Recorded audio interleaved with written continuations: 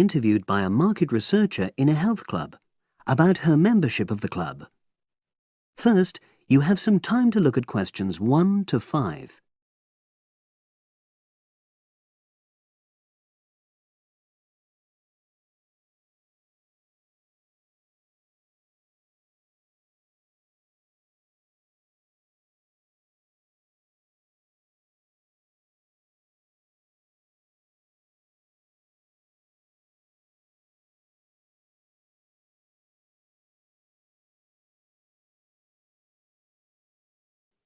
Now we shall begin. You should answer the questions as you listen, because you will not hear the recording a second time. Listen carefully and answer questions 1 to 5. Oh, excuse me. I wonder if you'd have the time to take part in some market research. What's it about? About this club and your experiences and opinions about being a member. It'll take less than 5 minutes. Oh, OK then, as long as it's quick. Can I start by taking your name? It's Selina Thompson. Is that Thompson? Yes. Okay, great. Thanks. And what do you do for a living?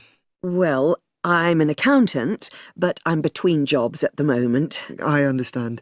But that's the job I'll put down on the form. And would you mind my asking which age group you fall into? Below 30, 31 to 50, and above?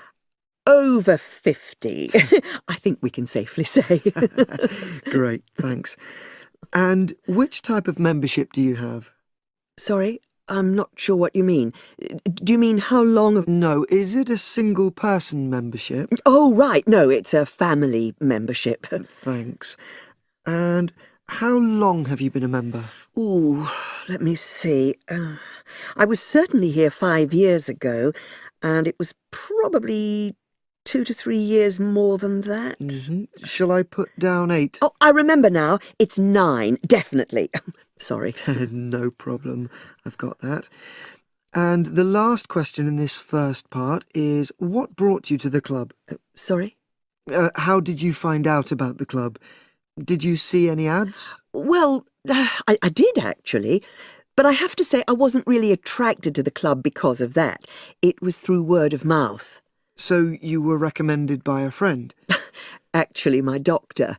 I'd been suffering from high blood pressure, and he said the club was very supportive of people with that condition, so I signed up. Great, thanks.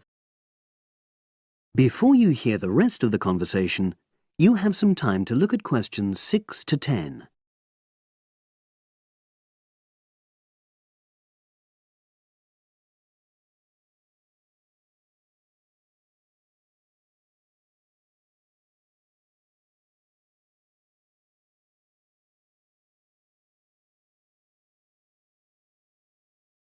Now listen and answer questions 6 to 10. Now, for the second part of the form, I want to ask a bit more about your experience of the club. Sure. How often would you say you use the club? It varies enormously, depending on how busy I am. Of course. But on average, per month? I'd say it averages out at twice a week. OK, so 8 on average. Yeah, and 4 of those are aqua aerobics classes. That leads me to the next question. Would you say the swimming pool is the facility you make most use of? Fair to say that, yep. Right, thanks. And are there any facilities you don't use? One area I realise I've never used is the tennis courts. And there's one simple reason for that. You don't play tennis? Actually, I'm not bad at it. Oh. It's that I'm not happy having to pay extra for that privilege. Oh, right. I've made a note of that. Thanks. Now, in the last section, are there any suggestions or recommendations you have for improvements to the club? Only about health and fitness? Anything at all?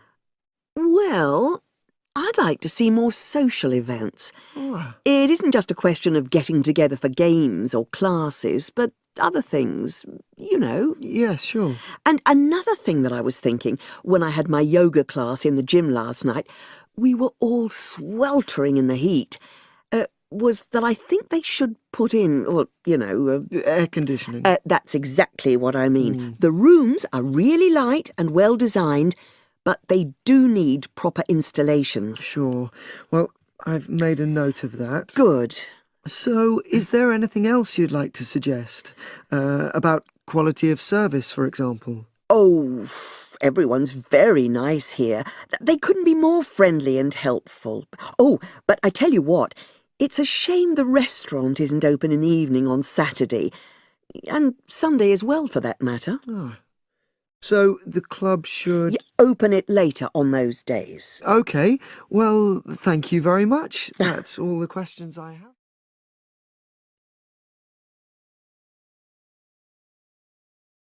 That is the end of part 1. You now have half a minute to check your answers.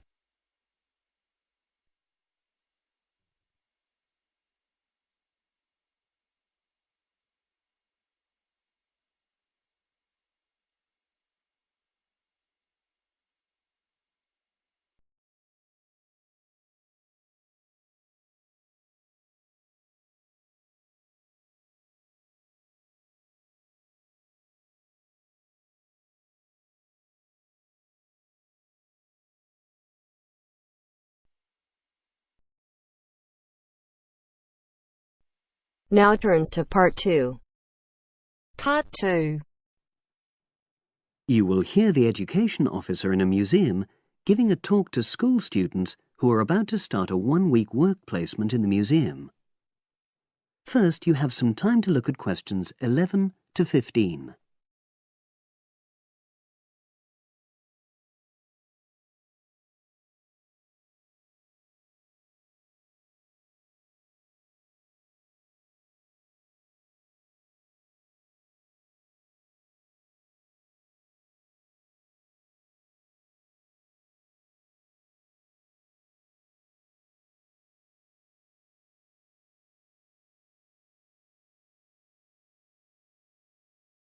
Now listen and answer questions 11 to 15.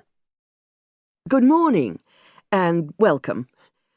We're really pleased that you're going to be joining us next week for your work placement.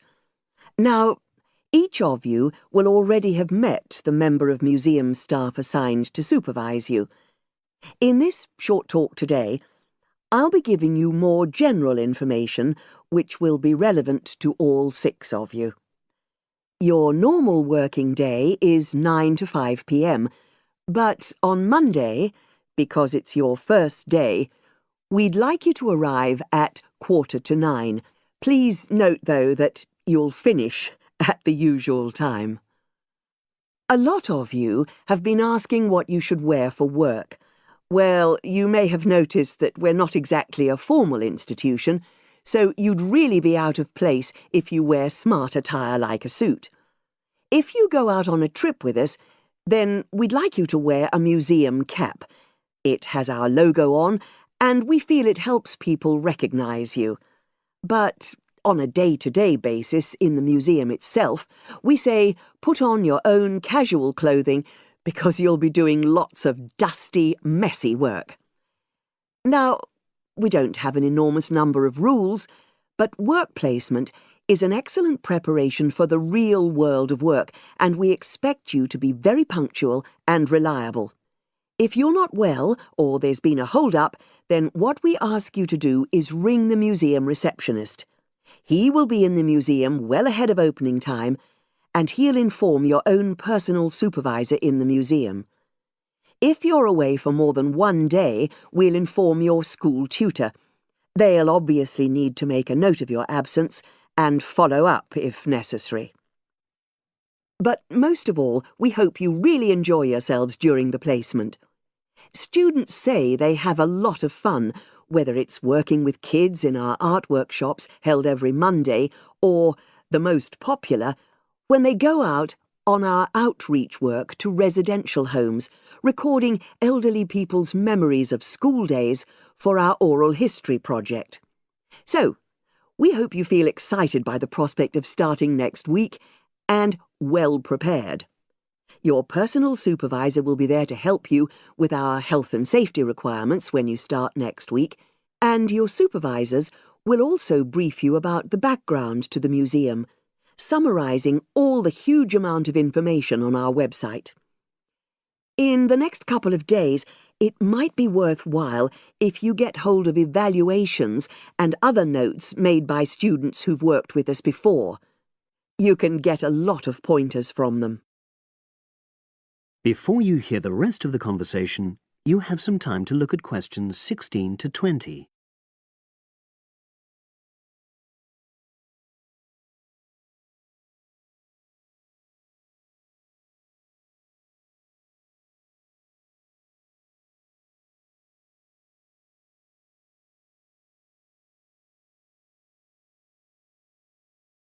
Now listen and answer questions 16 to 20.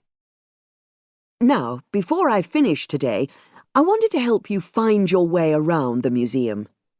When you start next Monday, the first thing you'll need to do is sign in. Come through the main entrance and you'll see the main staircase straight ahead.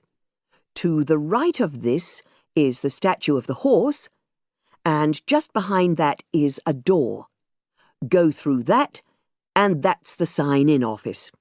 Now, on the first day, you'll be working in Gallery 1. You'll find this as follows. In the central courtyard area, close to the entrance, there's a large chest where visitors put donations for the museum. The door just behind that leads to Gallery 1.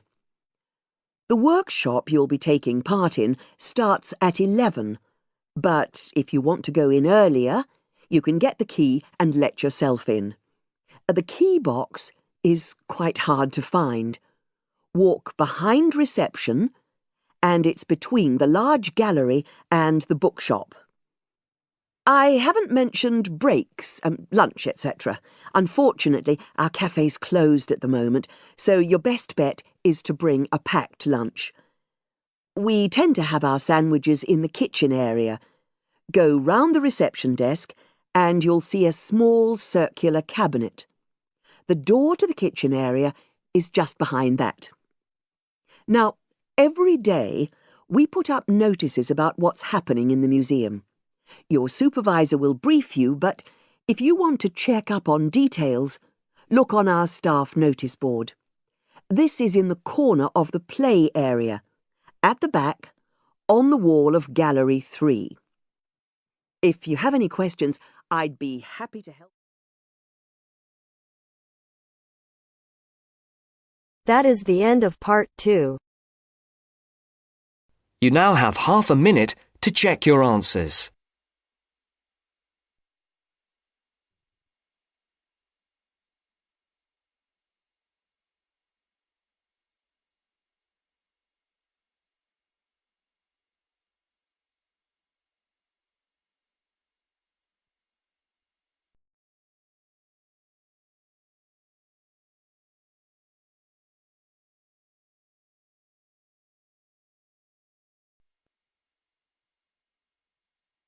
Now turns to part 3. Part 3.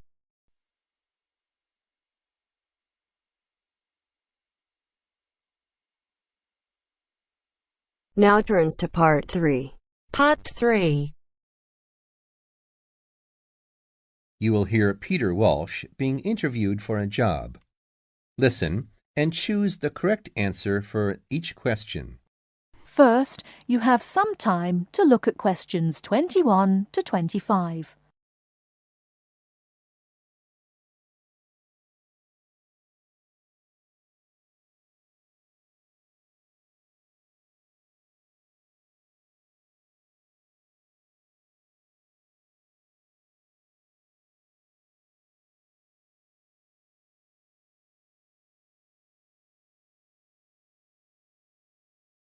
Now, listen carefully and answer questions 21 to 25. Joanne! Hi, you must be Rob. Nice to meet you. So, I hear you're planning to visit Australia. Yeah, and I really wanted to talk to you because I was thinking of spending some time in Darwin, and my sister told me you're from there. That's right. So, tell me about it. Well, where shall I start? Well, Darwin's in what they call the top end, because it's right up at the northern end of Australia, and it's quite different from the rest of Australia in terms of cultural influences. In fact, it's nearer to Jakarta in Indonesia than it is to Sydney, so you get a very strong Asian influence there. That means we get lots of tourists. People from other parts of Australia are attracted by this sort of international cosmopolitan image.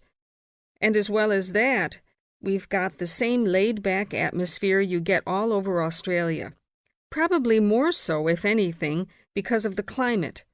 But what a lot of the tourists don't realize until they get there is that the city's also got a very young population. The average age is just 29, and this makes the whole place very buzzy. Some people think that there might not be that much going on as far as art, music, dancing, and so on are concerned, because it's so remote. I mean, we don't really get things like theater and opera in the same way as cities down in the south, like Sydney, for example, because of the transport expenses. But in fact, what happens is that we just do it ourselves. Lots of people play music, classical as well as pop, and there are things like artist groups and writers groups and dance classes. Everyone does something. We don't just sit and watch other people. You said it's very international. Yeah, they say there are over 70 different nationalities in Darwin. For instance, there's been a Chinese population there for over 100 years. We've even got a Chinese temple. It was built way back in 1887, but when a very bad storm, a cyclone in fact, hit Darwin in the 1970s, it was almost completely destroyed. The only parts of the temple that survived were part of the altars and the stone lions, but after the storm, they reconstructed it using modern materials.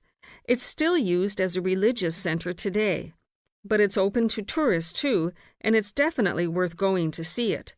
Oh, and as far as getting around goes, you'll see the places that advertise bicycles for hire, but I wouldn't recommend it. A lot of the year, it's just so hot and humid.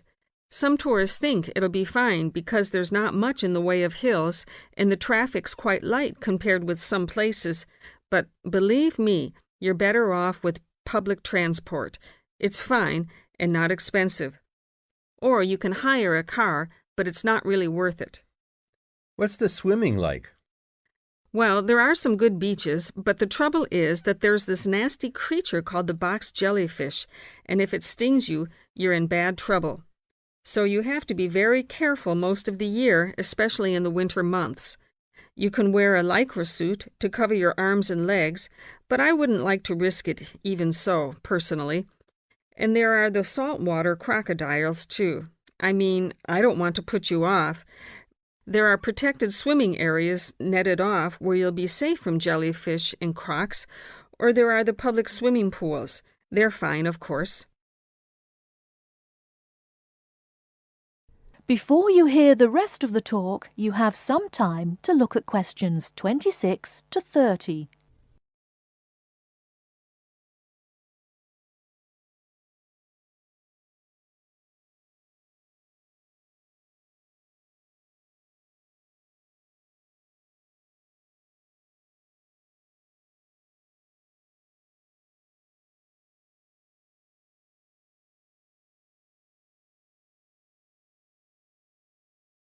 Now listen and answer questions 26 to 30. And answer the questions. Please sit down, Mr. Walsh. My name's Jane Swain, and I'm the personnel manager. Hello, how do you do? Now, this is just a short preliminary interview. I'd like to chat about your present job and what you've done up till now. Yes, of course. Well, could you tell me how long you've had your present position in Weston's? It is Weston's, isn't it? Yes, that's right. I am not sure. let's see. I left university in 2005. Is that right? Yes, 2005. Then I was unemployed for about 3 months. And then I traveled round America for a few months. So, yes, it must be about 3 years now, in fact. Yes. And have you any particular reason for wanting to change jobs? I mean, why do you want to move? Well, I actually like my present job and still find it interesting and stimulating. The salary's okay, so it's nothing to do with money, though you can always do with more. I suppose the thing is that I'm really very ambitious and keen to get promoted, so that's the real reason. You say you like your job. Can you tell me what aspect you like most? Oh, my dear, that's difficult. There are so many things. The other people are great. There's a good cooperative atmosphere. I mean, among the staff, and compared to other companies, the conditions are great. I mean, the office itself and the working conditions. And then there's the fact that they give me lots of room for initiative and let me make decisions. You know, that's what I really like most about the job. Yes, well, we're looking for someone like that. You know, someone who isn't a clock watcher and who isn't too concerned about working fairly long hours. Oh, I don't mind that. I'm used to it. And what about your education? You went to Manchester University, didn't you? Yes. After leaving school, I started a diploma course in design, but I decided to give it up and did an arts degree at university instead. Good. And have you done any courses since?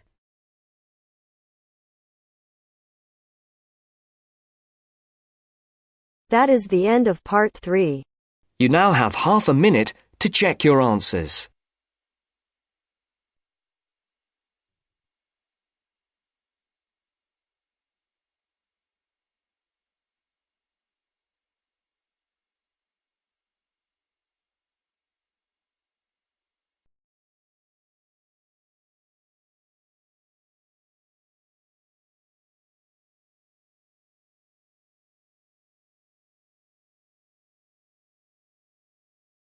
Now turns to part 4.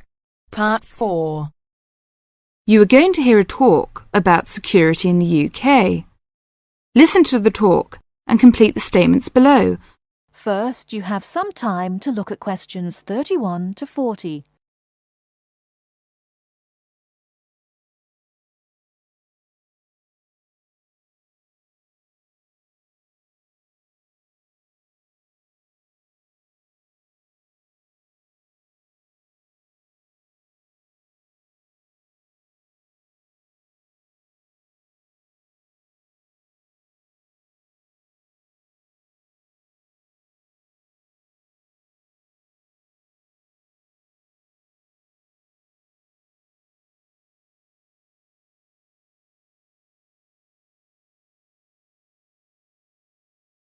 Now listen carefully and answer questions 31 to 40. In large cities, for instance London, and crowded places such as airports and stations, there is the risk of theft. We do not want you to suffer the distress of losing important documents and valuables as soon as you step onto British soil. So here are some important do's and don'ts. Don't carry more cash than you need for daily expenses. If you stay at a hotel, do ask the manager to keep large sums of cash, documents and valuables in the hotel safe and give you a receipt for them. This is a free service. If cash is stolen, it is very unlikely to be recovered. Do keep separately a note of the serial numbers on your traveller's checks, so if they are lost you can inform your bank. Do take particular care of bank and credit cards. Do carry wallets and purses in an inside pocket or a handbag. Don't ever leave a bag unattended and make sure it is securely fastened when you are carrying it. Do carry jewellery and valuables such as cameras, radios and typewriters on you or with you and keep a note of any serial numbers. Do take special care of your passport, travel tickets and other important documents. Documents are at risk particularly at airports and stations where it is obvious that most people will be carrying them. Do make a note and keep it in a safe place of the number of your passport, its date and place of issue. This makes replacement easier if you are unlucky enough to lose it. If you don't want to carry heavy luggage around with you, you can leave it in a luggage office at most large stations and pick it up later. Keep the receipt so that you can reclaim your luggage. Check the opening hours, or you may find your luggage locked away when you need it again. If you lose any of your luggage in transit, take this up immediately with the officials of the airline or shipping line. But don't worry too much. 98% is found within 3 days. If you lose anything, go first to the lost property office at the airport or station, as it may have been found and handed in. If you lose your luggage in the street or suspect it has been stolen rather than gone astray, find the nearest policeman who will advise you what to do. That is the end of part 4. You now have half a minute to check your answers.